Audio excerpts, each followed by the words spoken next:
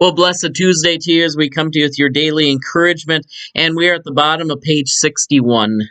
And it says, "It is the voice of the church that is heard in singing together. It is not you that sings, it is the church that is singing. And you, as a member of the church, may share in its song. Thus, all singing together that is right must serve to the widen our spiritual horizon, make us see that our little company as a member of the great Christian church on earth, and help us willingly and gladly to join in our singing, be it feeble or good, to the song of the church." When I first started to think about becoming a pastor and actually entering into church stuff, I got mesmerized by the events. And growing up in a larger area like the Twin Cities, you could go from Christian event to Christian event. And then you get to see your favorite singers and what I would call rock stars of the Christian age. And you'd make sure that you saved enough money and time, make sure you didn't have your job interfere. I had that happen a few times. And I wanted to go see the latest spiritual singer who had inspired me both in my personal devotions, if not my regular devotions. But I thought that God only moved in the big events. The time where I realized that what I was looking at was style, lights, and production. But then what blew my mind and continues to blow my mind is that when I see God move now, it's not necessarily in the big events.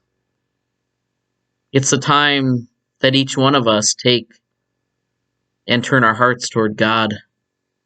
It's the time where we might not be singing the new trendy spiritual thing, and like I said, I'm becoming a curmudgeon. There's nothing wrong with that.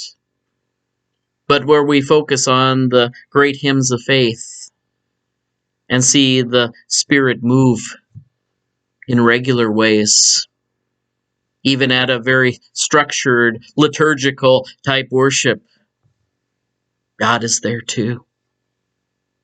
And we need to make sure that our eyes are opened to where God is moving. It isn't necessarily going to be the big spiritual events. Because one thing that God has already done is, especially in our world, He's given almost every American a Bible. They say the average American has 2.5 Bibles in their house. And there's spiritual revival in just opening it. It isn't about trying to go to the latest artist revealing their latest music. And don't get me wrong, they're writing some awesome stuff. They're being inspired in many ways. And I also understand about the artists that have burnt out, the ones that used to feel the Lord move and just aren't feeling it in the same way. We all have those ups and downs. But the key thing that we need to keep in mind is to make sure that we're seeking not the event, but the Lord. And that's where I do caution people that maybe they don't like the way we worship in our church and they go to another place because it's exciting. It's an event. Now, there are some that go there because, they say, Pastor, I still like what we do here, and that's fine.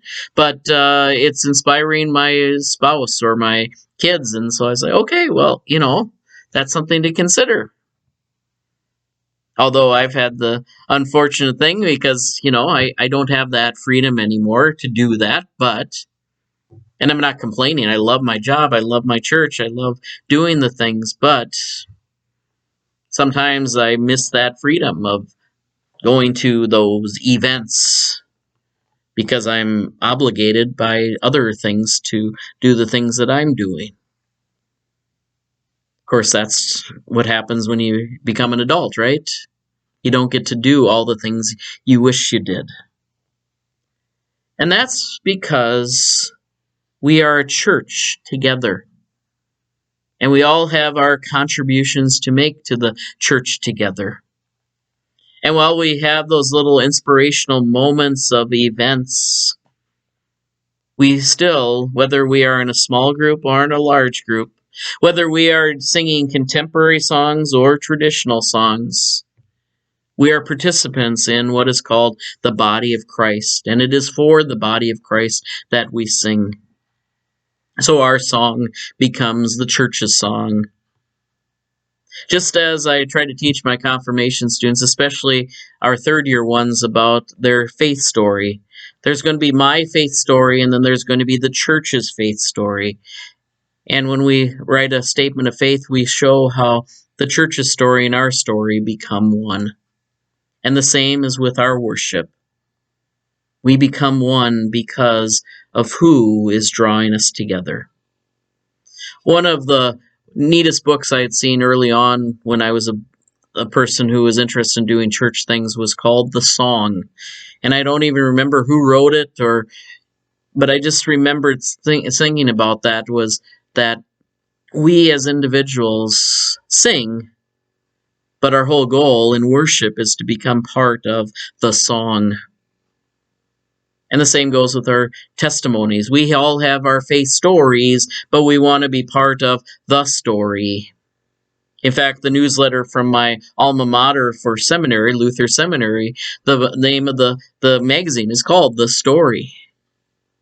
And I always like that, because we're part of something larger, even in our small context.